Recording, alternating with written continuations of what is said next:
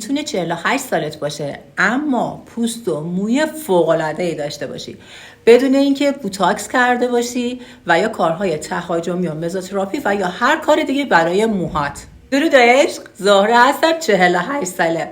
زهره ای که ریزش موی ارثی داشت، به شدت موهاش میریخت و تاراش نازک شده بود. جاده تهران قم وسط سرش پیدا بود. صورتش هم به خاطر استفاده کردن از کرم‌های پاکستانی که کورتون داشت مثل قالی‌های دست باف قرمز شده بود و ملتهب.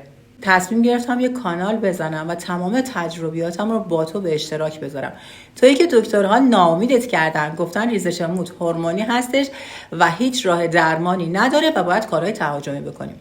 این نوید رو بهت میدم که تو میتونی با استمرار و تکرار و اعتماد به طبیعت و خالقش به زیبایی و نچرالی فوق‌العاده‌ای که دلت میخواد برسی.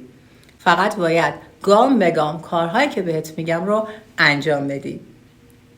راستی این زیر برام بنویس از کجا ما رو داری تماشا میکنی، مشکل پوستت چیه، مشکل موهات چیه.